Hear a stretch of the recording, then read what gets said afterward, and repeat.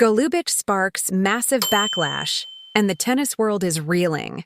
She humiliates Alex Eala on live TV, and within hours social media explodes. What exactly happened behind that handshake, that timeout, that glare? What began as a quiet WTA 125 quarterfinal turned into a moment of public humiliation seen across millions of screens. Now fans, analysts, even former pros demand answers. Was it strategy? Or something far more personal? For months, the sport had been whispering the same question: who will lead the next generation? The answer for many was Alex Eala.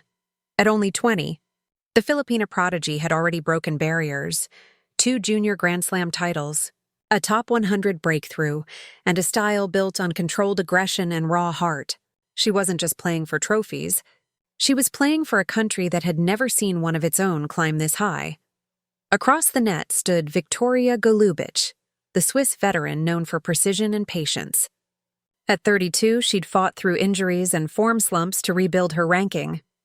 Calm, analytical, and ice-cool under pressure, she represented everything Eala's fiery youth challenged.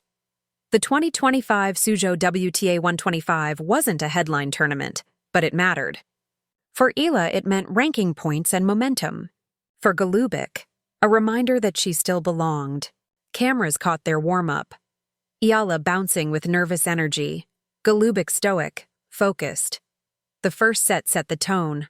Tight rallies, grunts echoing through the small Chinese arena. Golubic took it 6-4 after saving break points with surgical slices. But Eala roared back in the second, pounding forehands, urging the crowd to rise. Commentators sensed a shift. Eala's feeding off emotion. Golubic looks rattled. Then came the pause that would change everything. At 3-2, with Eala serving and momentum all hers, Golubic walked to the chair umpire and asked for a medical timeout. Cameras showed Eala's eyebrows lift in disbelief. She kept bouncing a ball, waiting, then pacing. 5 minutes passed. Trainers wrapped Golubic's thigh, slow and deliberate. The broadcast zoomed in on Eala's restless face, the kind of image that tells a story without words. When play resumed, the rhythm was gone. Eala double-faulted, then netted an easy forehand. Golubic broke serve and suddenly controlled the court again. Commentators debated quietly. She's entitled to treatment, but that timing. Social media didn't wait. Clips of the pause circulated instantly. Momentum killer. Dirty tactics disguised as injury. Others defended the veteran. Rules are rules. She used what's allowed. By the end of the set, Golubic had reversed the match, sealing victory 6-3 in the decider. The handshake was brief, barely a second. Eala's lips tightened, Golubic's expression unreadable. That single frame, one player stone-faced, the other calm, was broadcast worldwide. Within minutes, comment threads filled. That was cold. She humiliated her on live TV. Respect lost. In her post-match presser, Eala said only, "I did everything I could. I just wish some things were handled differently." To fans, that was confirmation enough. The internet erupted. Hashtags, "Cheer fair play for Eala" and "Try your dirty timeout" trended across Asia and Europe. Reddit threads dissected every second of the medical break, measuring walk speeds, comparing before and after footage. TikTok creators slowed down Golubic's half-smile after match point, looping it with dramatic music. Tennis blogs lit up. Tennis majors asked bluntly, "Gamesmanship or genius?"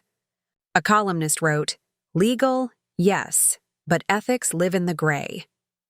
On Facebook, Filipino fan pages filled with messages of pride and outrage. One viral post read, "She played fair. She was robbed of rhythm." Mainstream media picked up the story. BBC Sport ran, "Controversy shadows Suzhou Open."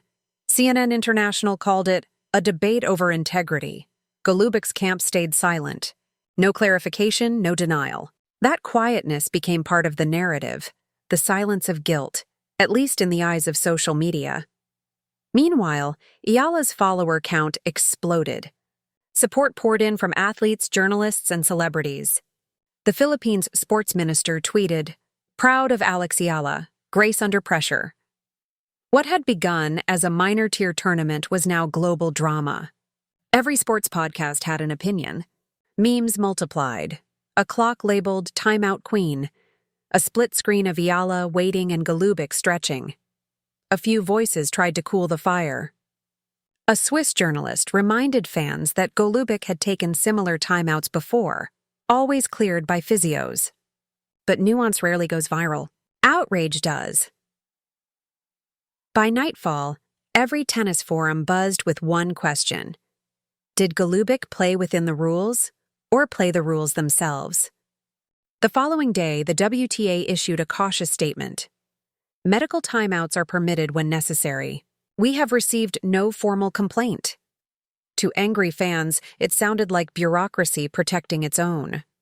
Golubic's Instagram comments turned hostile. Her management limited replies, but screenshots spread anyway. Someone wrote, "Winning isn't everything if you lose respect." Eala's silence became strength. She posted a single photo captioned, "On to the next." It gained 1 million likes in 12 hours. Sponsors began watching carefully. A global apparel company, one that outfitted both athletes, released a vague note. "We believe in fair competition and sportsmanship." Analysts called it a diplomatic earthquake. Talk shows replayed the match endlessly. One pundit declared, "It's not about injury, it's about intention." Did she need it, or did she need a pause? Golubic's team finally released a short line. Viktorija received medical attention for cramping and complied fully with WTA protocol. Instead of closure, it triggered mockery. Hashtags morphed into "Darn Protocol Queen." Former pros joined in. A retired doubles champion told The Guardian, "We used to call it momentum management.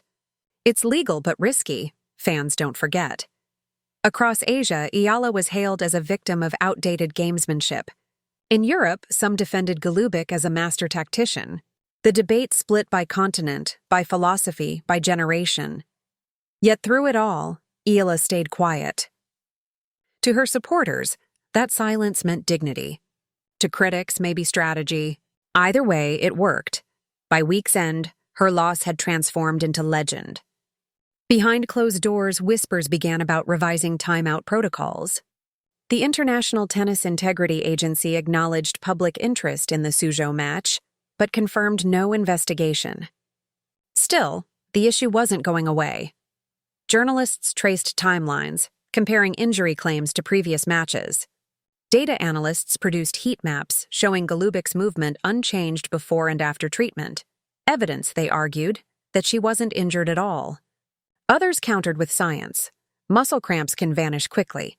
Podcasts debated morality. At what point does winning cross into manipulation? Is tennis still a gentleman's or gentlewoman's sport? Meanwhile, Eala prepared for her next event in Osaka. Reporters swarmed her first practice session. She smiled politely, offered short answers, and left. No drama, no bitterness, just focus. The restraint only deepened the myth around her. In an exclusive with ABS-CBN Sports, she finally spoke. "I respect every opponent, but I also believe respect means playing within the spirit of competition." That sentence became headline gold.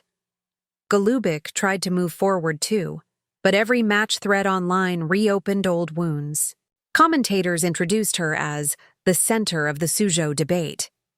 Even neutral wins were followed by toxic replies. Tennis historians drew parallels to other infamous moments: Serena's code violation in New York, Azarenka's controversial timeout at the 2013 Australian Open.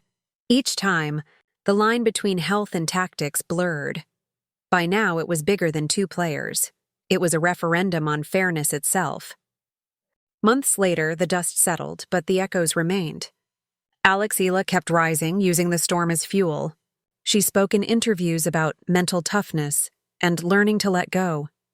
Every word carried subtext, every smile a hint of resilience.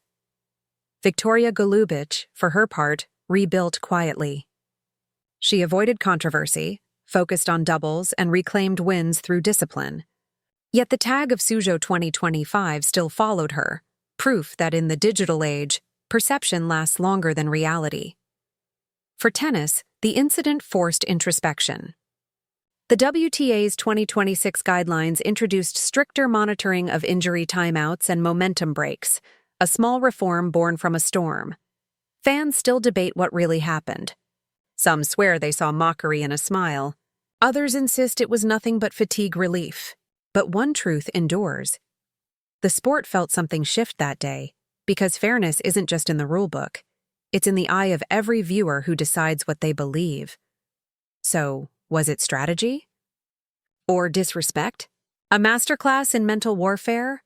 Or a moment that betrayed the spirit of competition? Whatever the answer, Suzhou 2025 proved that even a single timeout can divide the world. In the end, maybe no one will truly know what was in Golubic's mind or in Eala's heart.